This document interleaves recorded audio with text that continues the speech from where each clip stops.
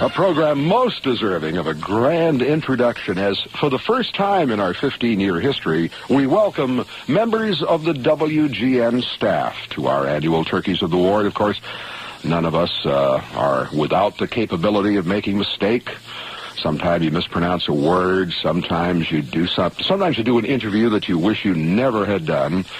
And our most honored morning man, Mr. Walter Phillips, of some fame, who has been waking up America for these many years. Just a few weeks ago, a serious injury was suffered by one of the members of the Chicago Bears. Very serious injury. Well, we found out later it was serious.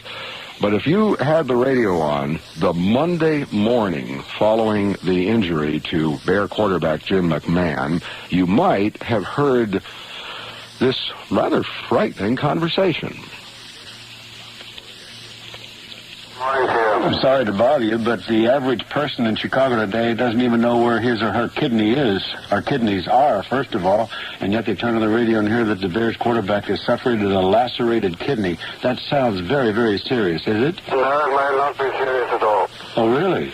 The kidneys are situated at the back on both sides, left and right, under the rib cage, just below where the ribs end at the back, in what we call the costovertebral angle, where the rib cage joins the spine, more or less on each side. That's where the kidneys are. A contusion or laceration of the kidneys is no worse than a bruise in most instances. I'm glad to hear that.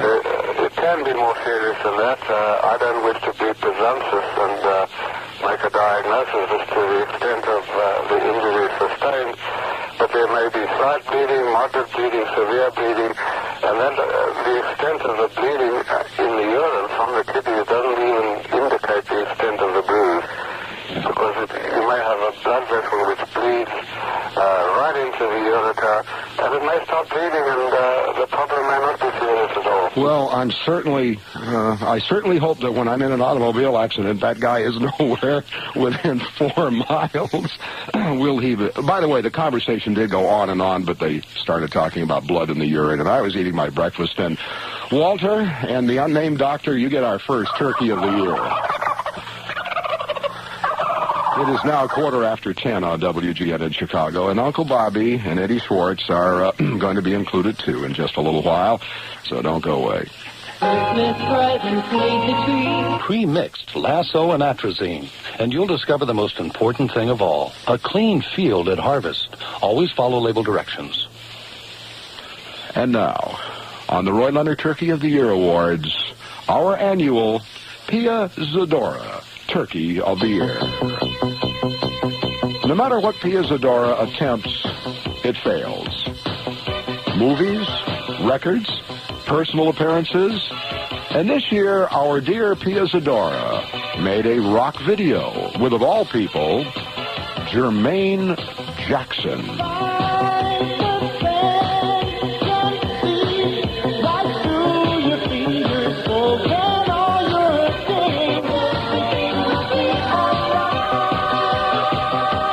Marvelous Pia and Jermaine. Now, the only people who ever heard this thing were people who were watching Friday night videos on NBC on July the 13th. It was supposed to be in a movie called Voyage of the Rock Aliens. Thank heavens, Voyage of the Rock Aliens has not been released. Of course, it may escape, but Pia, glad to have you on the show again with another Turkey of the Year. It's 22 minutes before 11. Incidentally, we're also going to have this year an honorary Pia Zadora Turkey of the Year award to someone who accomplished something almost as bad as when the rain begins to fall. Oh, speaking of movies, that's coming up with Roger Ebert after these words. This is a very special time of the year for all the people at Dominic's. First we take care of your health, then we take care of your bills. Here's the weather forecast. Partly sunny, windy, and warmer today with a high of 48. Partly cloudy tonight with diminishing winds. Lows in the mid-20s inland to the mid-30s at the lakefront. Tomorrow, partly sunny with a high in the low to mid-40s. It's 36 along the lake, 37 at Midway, and 37 at O'Hare. Humidity is 62%.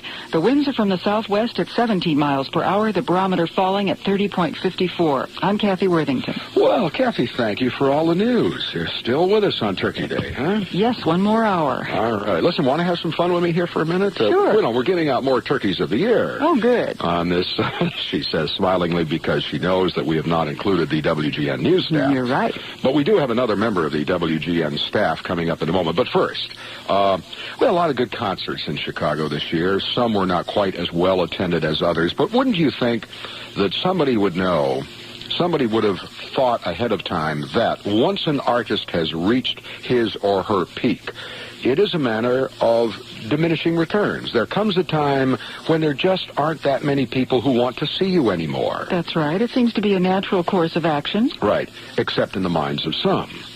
One of the flop concerts of the year in Chicago this year was held in a practically empty auditorium, and this was one of the numbers that was performed.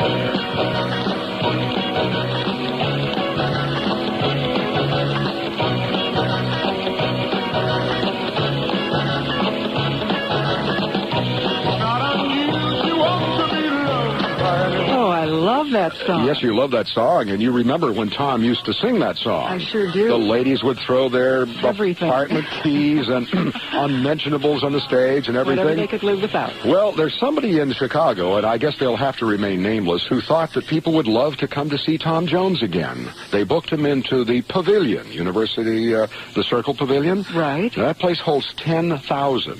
Ooh, big place. 2,400 people showed up. Oh, no. A bird, a turkey. I'm so sorry, Tom. Well, he may never return again. We may have outgrown him. Oh, and now, as you know, we did leave the WGN news staff alone this year, but we have delved into it. That's all right. Your turn will come. I didn't have time to listen to all the tapes. Oh, yeah. Next year, I'm sure. One of the most beloved members of our staff, because he is happy and jolly and generally will do anything asked of him, like get up and fill in for Wally Phillips, go to parties, loves to go to the baseball games, although he has absolutely no idea what's going on. Loves pretty ladies. Of course. Somebody persuaded him to do a television show this year. And actually, the idea was great. Why not? If you're popular on radio, if people love you and you like to have fun, why not do it on television? You think that would follow? It was, shall we say, not a critical success. And our own Uncle Bobby, Robert L. as in Lovable Collins. We do love him. Made his television debut. For those of you who didn't see the show, we have just a small portion. And what I want to point up is the technical credits, the production values, the way the music is used. And, well, here, listen. Okay. Pat, here we are at the Experimental Aircraft Association's Ultralight Convention. Are you excited? Bob, I'm so excited I can barely stand it. We have planes, people, grass, whips, Velcro. What is this whips? Would you stop? Would you put my hat back? You know, the evolution of aviation is so fascinating. It's really gone full circle from the Wright Brothers Flyer to the new ultralight airplane. Notice how they faded the music out. Where did it come from? There's more. Wait till they sneak it in. Bombers like this B-17. Pat, would you please put that whip away before you hurt somebody? Bob, I'm really getting at it. Look, you look foolish. Look at you. What's wrong with you, Pat? Bye. See you later, Bobby. See you later, Pat. Oh, I'm sorry to do this, but... You know what, though? It's all in the packaging, because no one would question Bob's talent. Well, I think, let's be honest, one of the mistakes was in giving him a sidekick that he doesn't need. And I agree. I will say one thing. And this was never publicized, so in a way I'm kind of making amends to Uncle Bobby. In the ratings for that particular time period, our own lovable Uncle Bobby, in his television debut, doubled the usual audience in that time period. I mean, good for him. So who cares what PJ and all those guys say in the papers GD and the kidding that he gets on the radio? He doubled the numbers. Yeah. I'm not really sure whether I should announce this on the air again, but there's a rumor going around that they're going to give him another chance. Oh, I hope they do. I hope so too. And then we won't have to give him the bird again. It's all in fun, gang. And Eddie Schwartz, if you're listening, you're coming along here very shortly. So so don't anybody go away. Kathy will be back with more news for us at noon or any important developments at once, and we'll be checking radio and television in general with Gary D. I don't want to clean it. I don't want to fix it. I just want it to keep on running. Cermak Plaza, Harlem Irving, Scottsdale Shopping Center, or Bremertown Mall in Tinley Park. Thanksgiving Day on the Roy Leonard Show, our turkeys of the year, and, of course, to cover television and radio, one of the most popular media critics in town. He now works for Channel 7. Gary Deeb is back with us. How you doing, guy? Real good, Roy. I'm always sorry to hear you working live on Thanksgiving Day, but it's fun for us to listen to. Thank you, my friend. And besides, my turkey's waiting for a little later on this afternoon. Good to have you here. And, of course, the folks who watch Channel 7's... let's see, is it 4 or 4:30? 4 o'clock. I'm usually on, though, about 4:45. That's what I figured. I tell them save the best till last, and once in a while I get that lucky. Well, here's a fellow who is still following the media in town. We would like to call upon him, because he gets a chance to see all of this junk, to give us his ideas of people who deserve to get the bird. Mm-hmm. Where are you going to start this year? Why don't I start with radio? Uh-oh. Then we'll move over to TV, both locally and nationally.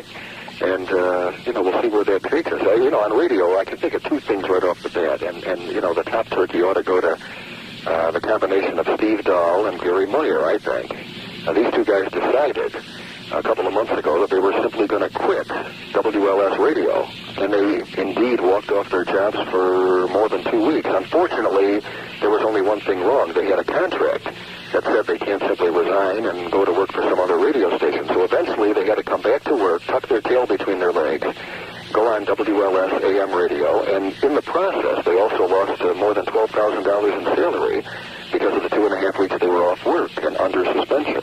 It's pretty ridiculous, and I think Steve and Gary ought to get the number one radio turkey of the year, at least from me. And listen, as a member of the AM radio contingent in town, I'd like to add a little bit of the bird for all of those terrible things they said about AM radio. They said it was only for old people, or for very small kids, or baseball fans. Well, we know it's for baseball fans, obviously.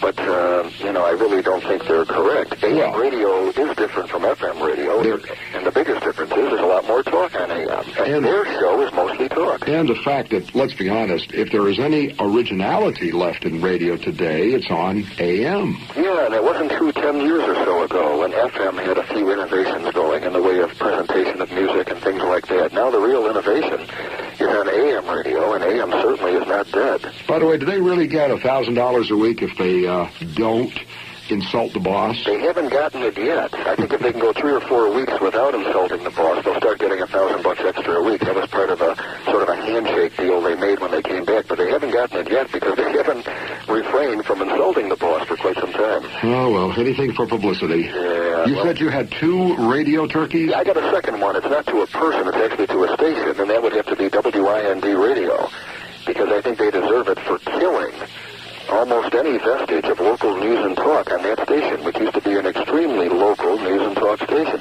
They used to go 24 hours a day with local talk shows, interspersed, of course, with news and some sports play-by-play. And now, Roy, they've only got 3 local talk people on the air. Clark Weber in the morning, Dave Baum late at night, and for an hour at 6 o'clock every night, Jim Pearsall with a good sports talk show. And otherwise, they airlift in almost all their talk shows from Los Angeles. And a Los Angeles talk show host, even if he or she is trying to go national, has almost no relation whatsoever to Chicago. I mean, the two cities are so much different. It's not just 2,000 miles apart. There's just a tremendous philosophy and a completely different set of people in each city. So WIND radio is really, it's almost like they're conceding the talk audience to WGN and maybe a few other stations on the AM dial. I think they deserve a real turkey for giving up on talk, and especially local talk, much too early. They could have continued for another 10 years of respectable ratings and good programming. Anybody want my stock in Westinghouse? I don't think you should do it. They're trying to unload that station for about $6 million, and I think sometime in 1985 that will happen. Somebody will buy it for between $5 and $6 million. Howard Miller? Howard Miller wants to. I heard. He's putting together an investment group, and if it happens, and it's possible, he would go back on the air probably as the morning man. He's 68 years old, I believe. But if you've seen him or talked to him, he's a heck of a lot younger than his chronological age. And I think he still has a lot of juice left to go on the air and have some fun. Okay, a couple of turkeys from Gary Deed to local radio. We're going to be right back with Gary on our Thanksgiving Turkey of the Year show on WGN right after we take a quick break for these messages.